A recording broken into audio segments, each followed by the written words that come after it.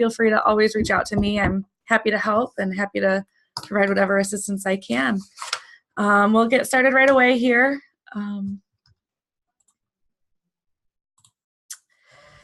So by the end of the presentation, you should be able to understand fully the community grants priorities and understand how the grant proposals will be scored, along with some things to consider while you're developing your proposal.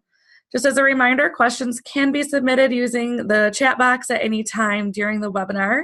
And then this recorded webinar will also be posted on our website at colemanmichigan.org. I will be sure to send out that link as well. As always, you are also welcome to email me. So Coleman's Community Grants Program aims to reduce breast cancer mortality by addressing disparities, increasing access to quality and timely care, and/or improve outcomes through patient navigation.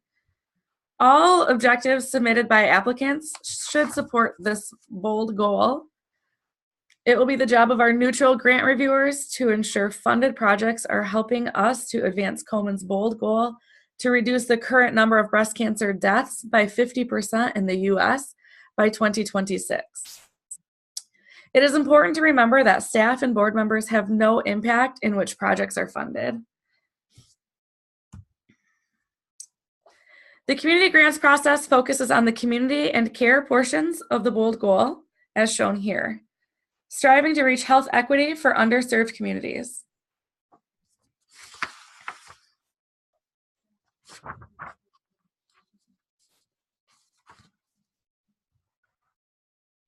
Oh, sorry, a little technical difficulty here.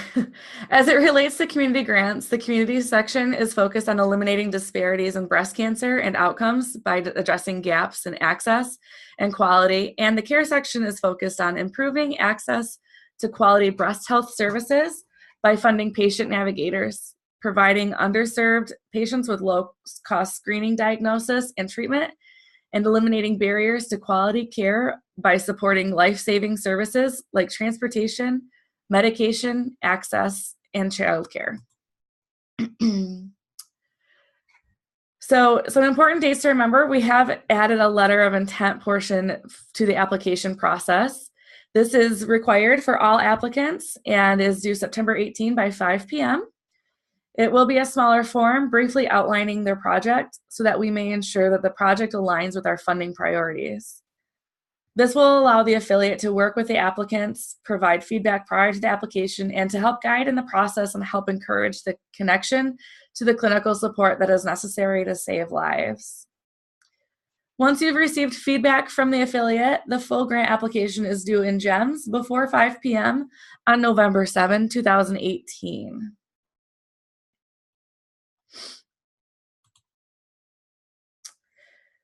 The priorities that align with our bold goal are based off of our 2015 community profile, which has been revised back in December of 2017. The affiliate has found that the following 3 priorities are listed in order of importance: breast cancer screening and diagnostic access, breast cancer education and outreach, and finally, survivorship programs. Please note that we will not fund projects that don't advance progress towards the bold goal. Examples of those include education without follow-up or supporting projects that don't keep people in treatment. For example, wigs, prosthesis, or art therapy.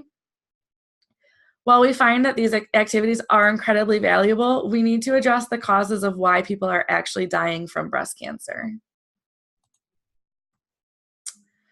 A successfully completed project may result in breast cancer action due to knowledge gained, an increase in the number of never screened women getting breast cancer screening, reduce the number of women lost to follow-up, reduce the time from abnormal screening to diagnostic procedures, reduce the time from diagnostic resolution to treatment, and increase treatment compliance.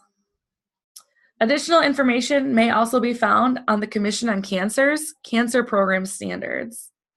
That's also cited in our RFA if you need reference or links.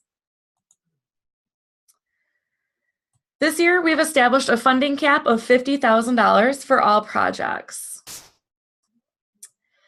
This is the maximum allowable amount. However, you may find that the requested amounts may come into question as we work through the letter of intent process. Organizations are allowed to apply for any of the following items, including key personnel and salaries, consultants, subcontracts, supplies that are needed, travel, and then patient care. If we're regarding patient care, any organization that applies for patient care are required to have contracts with their local breast and cervical cancer control and navigation program. Also, all of the costs must reflect the most up-to-date Medicare reimbursement statements in Michigan. You're also eligible to apply for other expenses that may be directly related to your project, including equipment, software, but not to exceed $5,000. Indirect costs may not exceed 15% of your total grant budget, and that will all be broken down into our GEMS program. So the project narrative is the bulk of your application, and these are the weighted categories in which your project narrative will be scored. The statement of need, we will ask that you describe the project target population, what evidence there is for need, and how this project aligns with Komen's target communities. Project design, describe how the project will increase the percentage of people who enter, stay in, or progress through the continuum of care, and thereby reduce breast cancer mortality. It is expected that the application defines exactly how Komen funds will be used to achieve the project's goal and what evidence-based practices will be used.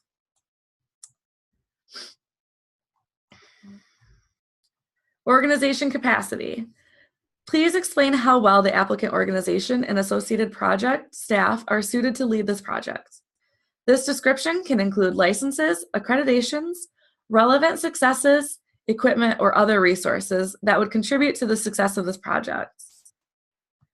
Monitoring and evaluation, describe how the organization will measure the progress of the project, as well as the expected outcome of the project as a result of successful completion. Please be sure to include specific metrics as described in Appendix A, which is in the request for application document.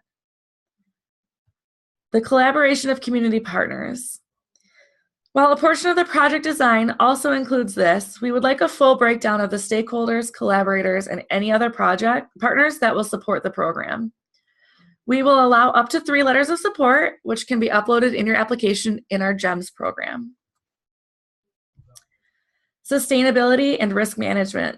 We also would like to know how the organization has planned to build sustainability into this project, and if factors external to the project, such as leadership changes, changes in policies, etc., that may change the project have been taken into consideration. All right, with the time that we have left, we'll answer any questions. It looks like Colleen has the first question here, and she's asked, will we get a copy of these slides? Yes, I will be uploading these along with the recorded version of this webinar, which is very brief, onto our website as well. Does anybody else have any other questions?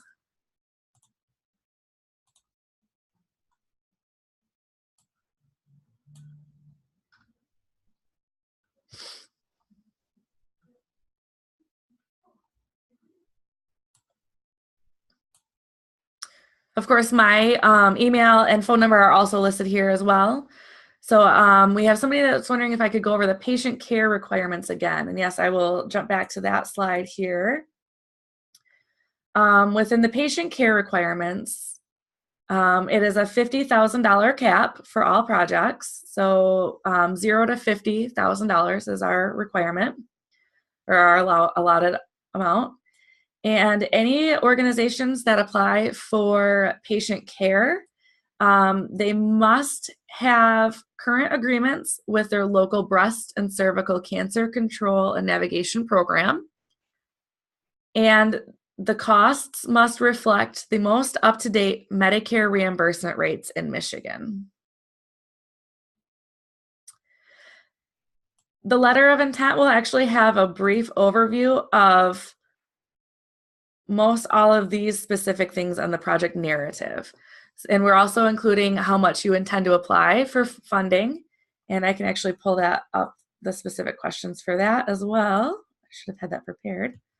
But it'll have the full overview of all of the different project narratives, but it's just a brief segment for that.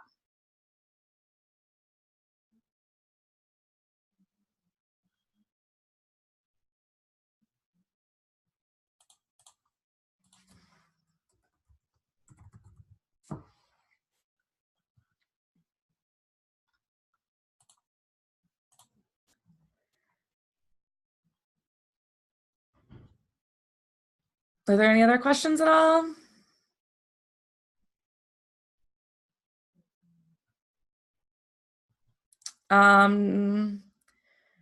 That's Barb, that's actually not, those questions are not together. So we would actually, those programs are two different programs.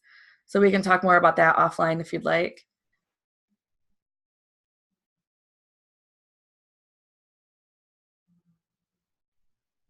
And Molly, the total grant awards that we were hoping to award, we average anywhere from, well, last year we've had 3, and then in years past, this past year we've had 9. So we're hoping to maintain that, but it depends on the quality of our awards and how the quantity of the large amount, like the amounts that people have applied, and what we end our fiscal year with in March.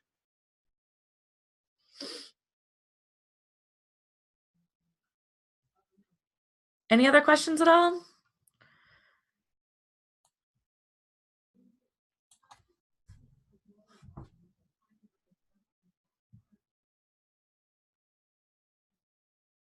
All right. Well, this was pretty quick here. I just wanted to thank you all again for joining me and going over some of the stuff.